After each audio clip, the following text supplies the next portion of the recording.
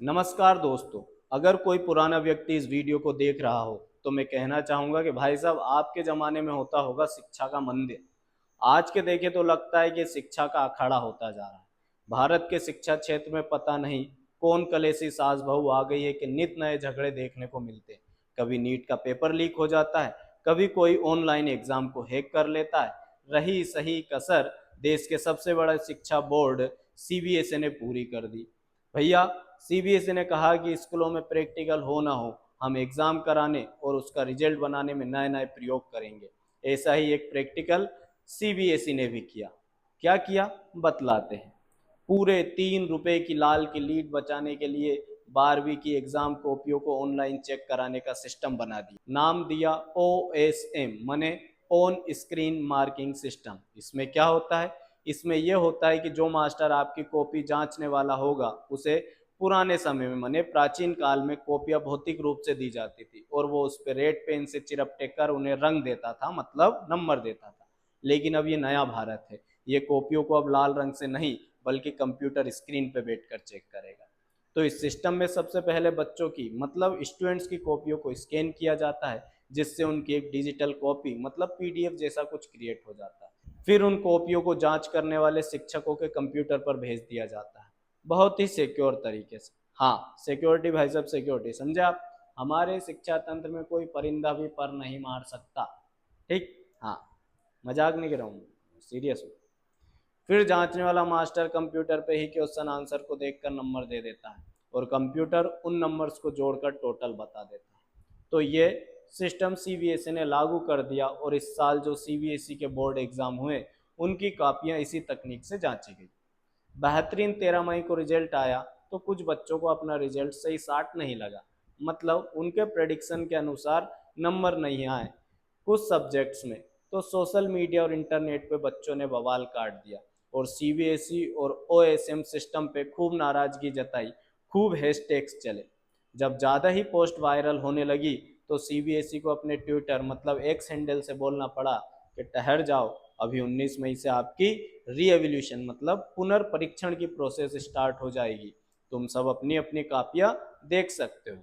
अच्छा, इन सब के इतर इन सब में एक बात सोचने में आती है कि आखिर बच्चे इतने परेशान क्यों हो रहे थे, जबकि एग्जाम रिजल्ट के कुछ दिन बाद ही वो अपनी कॉपी देख सकते थे। ऐसा इसलिए क्योंकि अपने देश में इस समय हायर एजुकेशन माने कॉलेज में एडमिशन की प्रोसेस स्टार्ट हो जाती है, जिसकी काउंसलिंग 12वीं के अंकों के आधार पर होती है। माने ज़्यादा परसेंट होंगे तो जल्दी एडमिशन मिल जाएगा।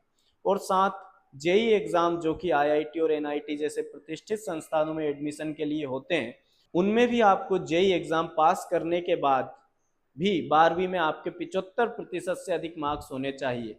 इसलिए कई ऐसे छात्र जिनका जेई एग्जाम निकल भी गया है और उसके 12वीं में अगर 75% से कम अंक है तो उसकी कई सालों की मेहनत बर्बाद हो जाएगी।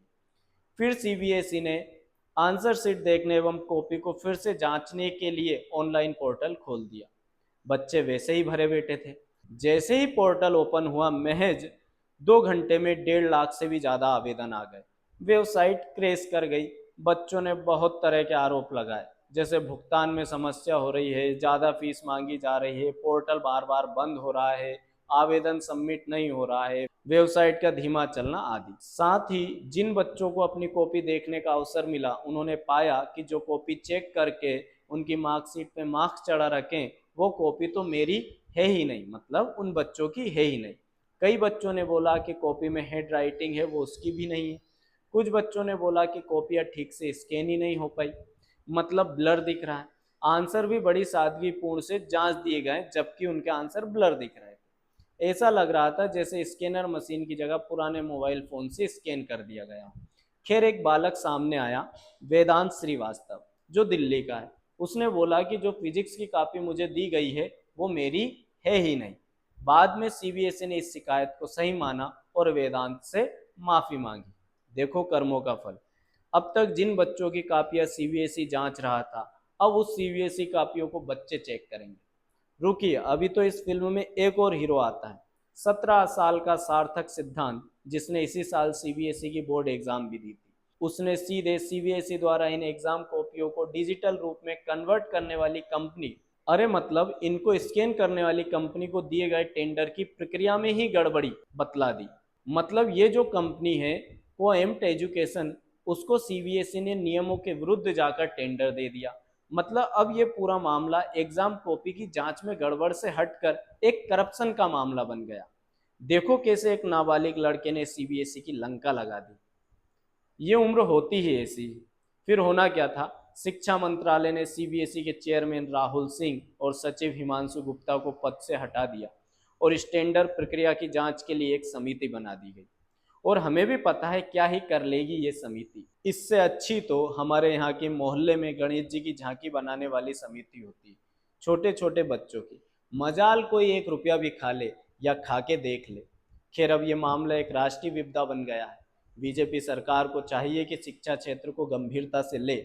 हम चाहे कितने ही मजाकिया अंदाज में बातें कर लें, पर इस बात से मुंह नहीं फेर सकते कि देश में शिक्षा तंत्र में भ्रष्टाचार बढ़ता ही जा रहा है।